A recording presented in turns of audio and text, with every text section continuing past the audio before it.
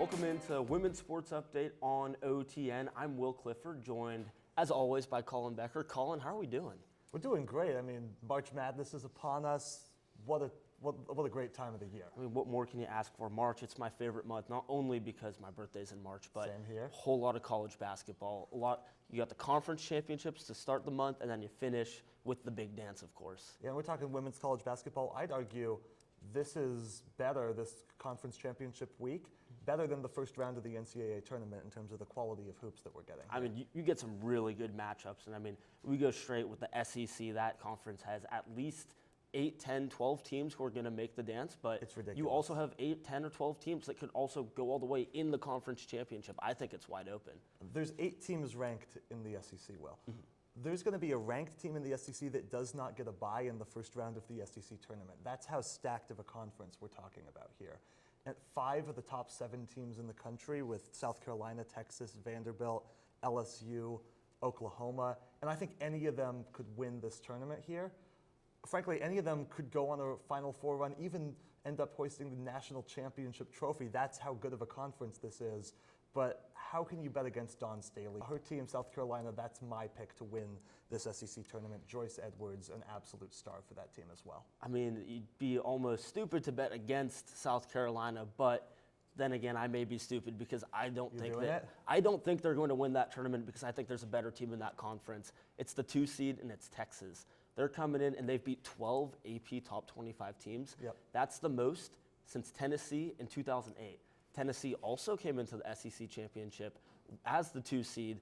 They went all the way, won the SEC championship, and then after that, they won the national championship. So Texas has all the elements. Madison Booker, she's going to lead that team. One of the best players in the country. She is one of the best scorers, best players in the country, two-way forward. So I think Texas is going to give them a run. They've already beat South Carolina. Well, they're 1-1 against each other so far. We saw the same thing last year, 1-1 in conference play.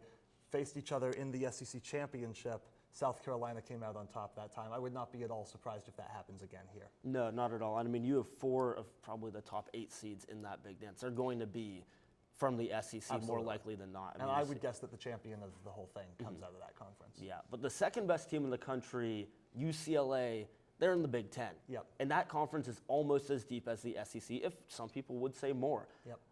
I think they're going to win that. I mean, they haven't lost yet. They haven't lost in conference play. They are clearly the favorite coming in, like you said, undefeated in conference play. Lauren Betts, Kiki Rice, both scoring over 15 points a game. I'm going to go a little upset here. I think that Michigan's the team to watch out for. They played UCLA closer than anybody in Big Ten play. They played UConn, who's still undefeated. We'll talk about them in a minute. They played them closer than anybody. They have a lot of close losses, a lot of good wins, and I think that they're going to get it done in Indianapolis this week. I mean, I think it's UCLA. It's fair. They averaged a win by 25 points against every single conference opponent they played. 25 points, and this isn't the Big East. This isn't even the ACC. This is a conference that is going to have either the most or the second most teams in March Madness. And they steamrolled them. They're a wagon. Absolutely. No, don't get me wrong. Very, very good team. Could go very far in March, but I always got to pick one upset, and this is my upset this time. This is the upset? Well, another conference where you don't exactly have that same strength, but you also still, at the same time, have teams that could maybe make a run, a little bit of a dark horse. It's the ACC. What do you think about the ACC? Definitely, like you say, not as top-heavy, but deep. I think that there's really 6 teams in this conference that any of them could win this conference tournament. We're talking Duke, Louisville, North Carolina, NC State, Virginia Tech, and Notre Dame. Duke and Louisville, they don't have to play any of those other teams till at least the semifinals. I think that's the key. The path and the bracket's just a lot easier for them. For sure. And that's why I think it'll be one of them. I'm going Louisville. They have lost 2 out of 3. That is a warning sign for sure. But the duo of Tajana Roberts and Laura Ziegler, one of the best duos, I think, in the sport right now. Yeah. And I mean, you talked about Louisville losing 2 of their last 3. I just don't think that Louisville has that strength to kind of keep it together. I think they're fading out. Same thing with Duke also. Duke has also lost 2 of their last 3, and they don't look excellent. They went on that 17-game winning streak, but they're starting to fade, and I think the team that's hottest right now is going to take it. It's going to be Notre Dame. Really? Hannah Hidalgo leads the nation in steals, and it's not even close. that backcourt, guards win games in March. Hannah Hidalgo has a case to be the best guard in the country. I don't want to play Notre Dame coming into March at all, not in the conference championship and not in March Madness, not at all. I think they're going to sneak by some teams, upset some teams, and I think they're going to take it. Be a heck of a run for them. One more thing to talk about before we go here, which is we can't talk about women's college basketball without mentioning the best team in the country so far. That would be the UConn Huskies. Won it all last year, 31-0 this year, 20-0 in conference play, and that's not even maybe doing justice to how good they are. All 20 of those conference wins and 30 of their 31 wins overall by double digits, most by 20, some by even 30 or more. But I think you also have to point out that they have the 23rd strongest strength of schedule in the country, so they're not exactly playing the same competition. These squads in the SEC, even some of the ACC are playing. Duke is number 3. Yep. So they weren't necessarily getting challenged across the board, and they did play some close games. They played Michigan close, and they did beat USC handily, but so did UCLA. So I don't think that they're head and shoulders above everybody else like you sometimes see these number 1 teams. I think they'll win the Big East. I think they have St. John's beat. They already did. They'll do it again. But I don't think that this team is going all the way. I think they could lose before the Final Four. It's just about being battle-tested, right? Some of these other teams from the SEC, definitely that. UConn hasn't really faced a tough challenge in a while. Yeah, for sure. All right, well, coming up on the backside of this break, we have Christian, Jack, and Alex talking some Syracuse ice hockey coming up after this. Don't go anywhere.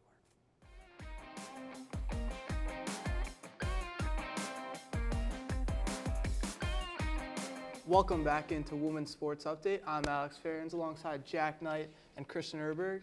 Today we're going to be covering Syracuse ice hockey. Season came to an end. Christian, tell us how the end of that playoffs went. Yeah, you come into the quarterfinals facing RIT with a 4-3 victory over RIT, but then things got out of hand quickly. You play number 3 Penn State in the semifinals. First game, you lose that one 7-0. Second game, you put up a better fight, 2-1 loss to Penn State. Certainly a great battle. Ava Drabick, the freshman goalie, was nails in net. 93% save percentage. Certainly a better result, game 1 to game 2, but the season still comes to an end. Yeah, I think what's even more impressive, guys, in that second game, the Orange outshot 30-16, but still kept it close. Second period, had a breakaway chance, obviously not able to convert, but still a similar end result to the season as 2024-25. Yeah, you mentioned that a season comes to an end in the semifinals yet again. But guys, that first loss to Penn State, that 7-0 drubbing, was a little more representative of those two teams' matchups this season. Syracuse faced off against Penn State 6 times and went 0-6, managing to score just 6 goals in those 6 matchups. And Christian, tell us, that was representative of all ranked teams. Yeah, Syracuse, when they faced the top talent, things got tough out there. You played many ranked teams this entire season, combined 66-11 loss in those games. Of course, a couple bright spots against Mercyhurst, where you go to overtime against them and win the shootout, along with Cornell, who was number 5 at the time. You win that one in overtime as well. Those were terrific results, and the first time you beat a top 5 team in over 10 seasons. So certainly a lot of bright spots for Syracuse, but when the going got tough, Syracuse unfortunately could not get going. Yeah, look, guys, this is a younger squad, a lot of graduated players from that 2024-25 season. 6 ranked opponents, had a rough start, Quinnipiac and Minnesota Duluth, the Orange's first 2 opponents, but got some nice wins, got the wins they had to end up making the tournament, and even advanced around, I would say, a successful 2025-26 season under Coach Smith.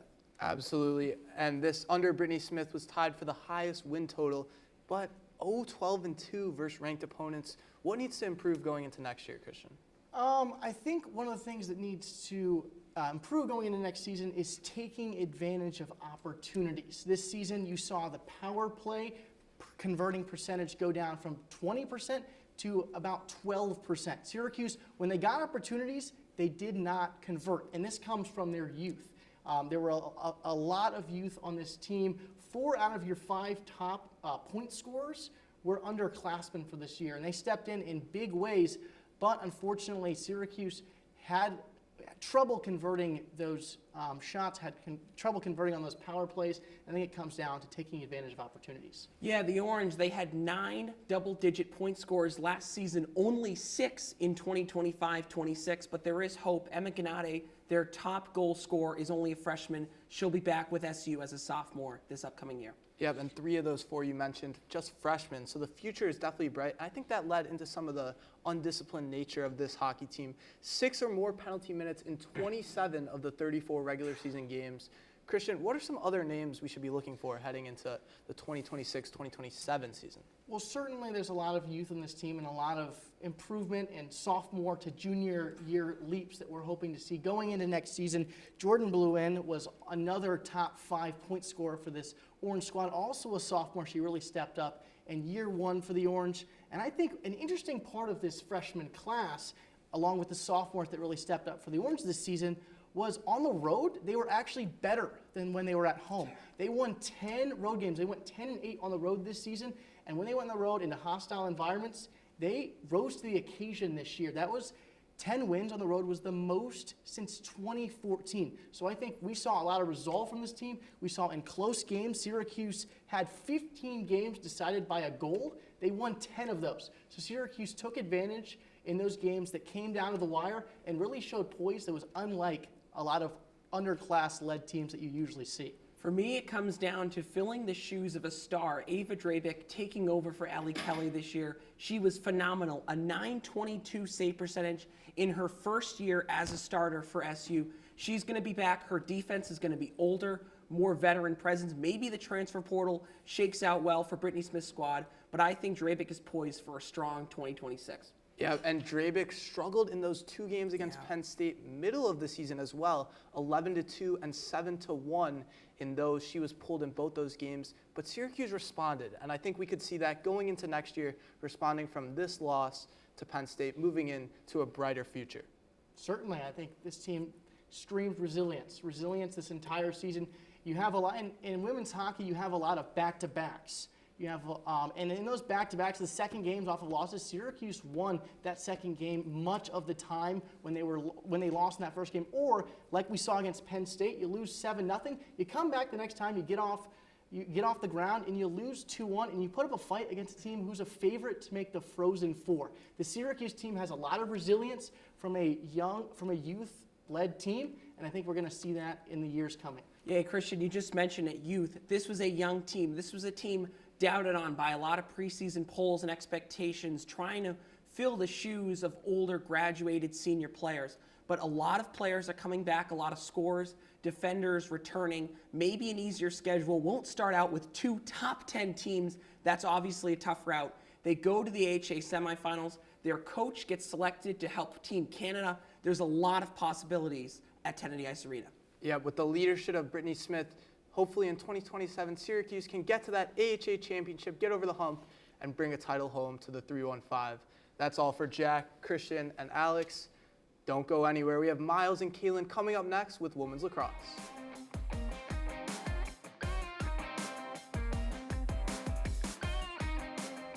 I am Kaylin Kelly, joined today by Miles Crane, and today we're talking about a Syracuse sport that has been quite up and down this season, which is women's lacrosse. Miles, get us started.